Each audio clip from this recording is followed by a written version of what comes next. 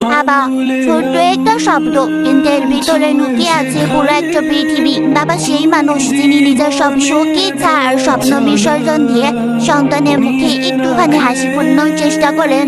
তিনি হয়তো মুখে খুব কম বলেন আমি তোমাকে ভালোবাসি, কিন্তু তার প্রতিটি কষ্ট, প্রতিটি ত্যাগ আর প্রতিটি চিন্তার ভেতরেই লুকিয়ে থাকে নিঃস্বার্থ ভালোবাসা। ছোটবেলায় আমরা বাবার হাত ধরে হাঁটতে শিখি, আর বড় হয়ে বুঝতে পারি সেই হাতটা ছিল আমাদের সবচেয়ে বড় সাহস। বাবা কখনো নিজের ক্লান্তি দেখেন না, নিজের দুঃখ প্রকাশ করেন না।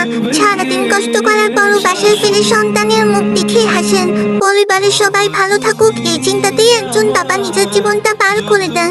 অনেক সময় আমরা বাবার রাগটাই দেখি, কিন্তু তার পেছনে দুশ্চিন্তার ভালোবাসাটা বুঝতে পারি না।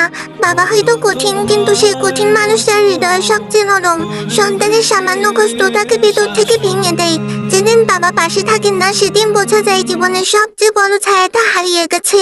কারণ বাবা শুধু একজন মানুষ নন, বাবা মানে নিরাপত্তা, ভরসা, শক্তি আর নিঃস্বার্থ ভালোবাসার আরেক নাম। আই লাভ ইউ বাবা।